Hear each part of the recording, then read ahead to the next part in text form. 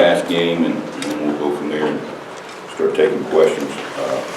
Certainly, you walk away from that game understanding that losing isn't what we are going to become accustomed to. And I'm really proud of our guys. The effort that they gave, the execution was better, but there's still a lot of room for improvement. We had a misalignment right before the half, gave up an explosive play. And, we got to eliminate those things. And the thing that we were able to do, we showed some resilience. They got it down inside the 10 and or near the 10, and we were able to stop them on 4th and 1 and get out the drive. That's a positive, and we can build on that. We can build on that. But again, the execution overall was better than it's been, but is it where it needs to be? Absolutely not. We started yesterday. Again, there were some tackles in that game that we should have made. We started again yesterday working on technique, fundamentals, and that's what it's all about. We're going to continue to push the envelope until we get to where we want to be. The exciting thing about that is our players are responding, and they're like sponges. They want to take it all in. They want to get better. So that gives you a great opportunity. And with that said, like I said again, repeat, proud of the effort, but we're still not at our standard, and we got to keep growing. I'll start with questions now. Raise your hand. Would like to. Hey Chief, Chavis was just in here saying that he's probably going to need to use more starters on special teams. I assume that means probably using more of your guys.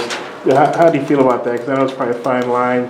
You want to keep starters fresh, but obviously you want to make plays on special teams. It's simple. We got to do what we got to do to win. And if that's going to help us, I'm all for it. I'm all in. And that's what we'll do. And it's not unusual for defensive starters to be starters on 1 or 2 special teams. Okay? And obviously, we're trying to develop depth, and that's where we'd rather have our 2s in there and rest them some on defense and have our best players on special teams, and I'm all for it. You have a first-hand knowledge of A&M and what they want to do offensively. Can you talk about what they want to do and your insight maybe into personnel? Well, I don't have first-hand knowledge of what they want to do. It's been a long time since I coached against Coach Fisher. It's been back at Tennessee. It's been a long time. I can hardly remember. You got film. You got film, and you work around that. And certainly, I will tell you this: what I do know, we're playing a very, very talented team. Probably 6 receivers that can play anywhere in the country. I think the quarterback. I think they've done a great job. With the change in system. Giving him some things to do. He's a great runner. I think he rushed for 150 yards, but he lost some in sacks last week. He's very capable of doing that. And again, he's on track to be a 3,000-yard passer. And he's got good people around him.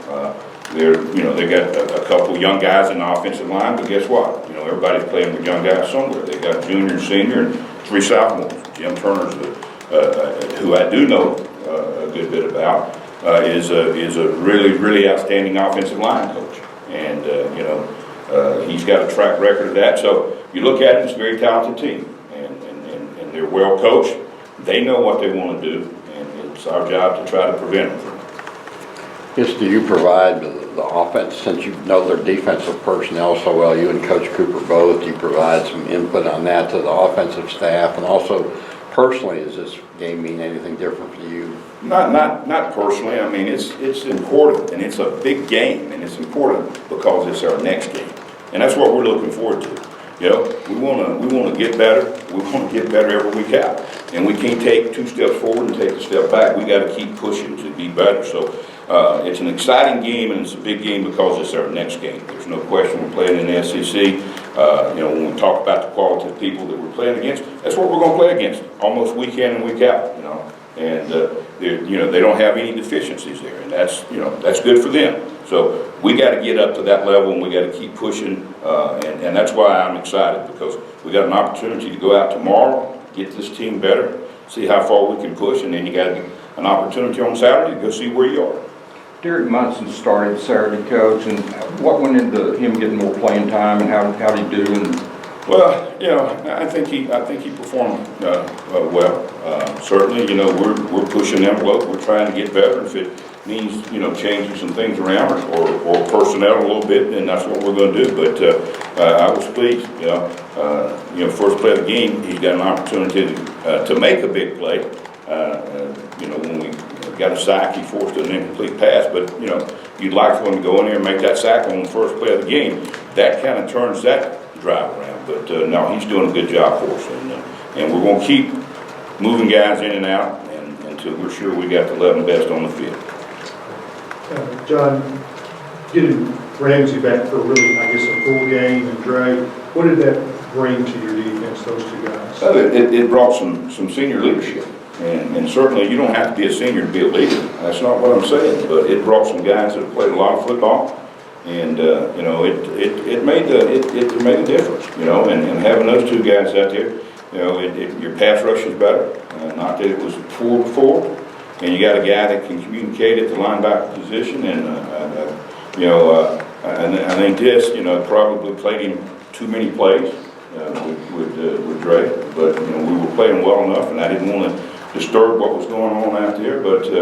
It's great to have them out there. They can communicate and do those things, and it makes everything flow a lot smoother. And I think even on the bench, in between possessions, and that's where it's really, really important, having a guy like Dre that is playing in the game, and his input on the sideline, and his input on keeping people up. There's not a price you can put on that. That was tremendous, and he did a great job of it all night long.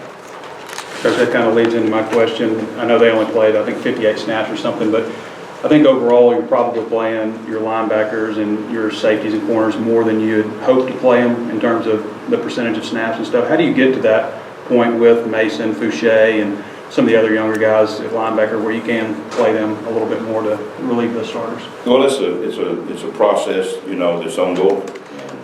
And when we get them in there, they got to show us that they know what to do.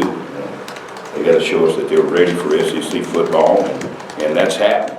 We're getting closer and closer. It's a lot easier, to get defensive linemen in the game, because if they make a mistake, somebody can cover it up.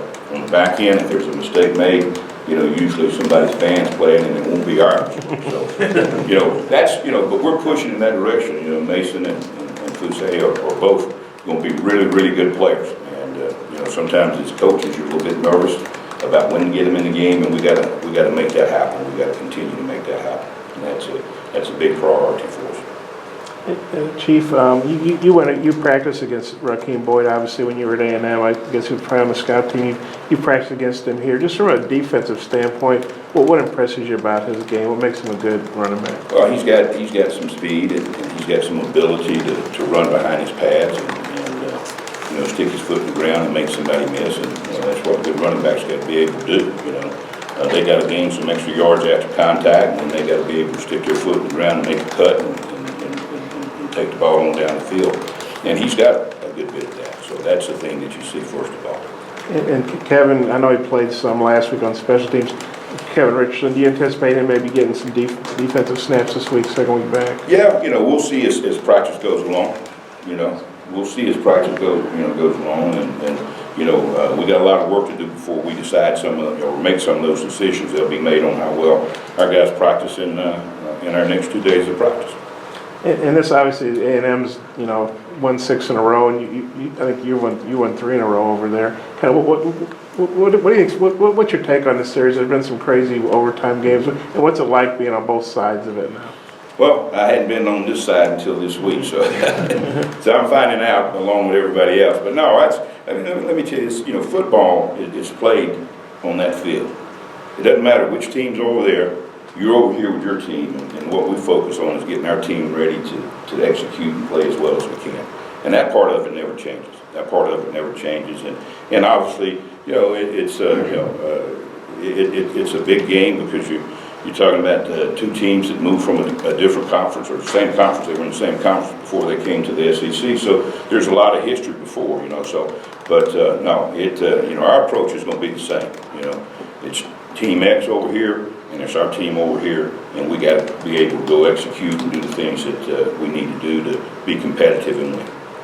I think you're in the top 15 or 20 in rushing defenses. What has gone into that number? What has helped you guys be an effective run stop team so far? Well, I think it's, a lot of things, and again, the more we can get to that, the better we're gonna be. And, we found different ways to do it, but it's about numbers in the box. It's about showing them a 5-man box and ending up playing a 6 or a 7-man box. And, teams that are spread teams, they don't want to run in a 7-man box. I mean, that's kind of, hard territory, but our philosophy has never changed. It's going to be, numbers versus the run and speed versus the pass. And I mean rushers. And that's what we try to build our defense around. There's no secrets about that. We got to have those great guys off the edge, and also those great guys off the edge sometimes with penetration end up making plays that help you in the backfield in the run game as well. Thanks, Chief. Thank you very much.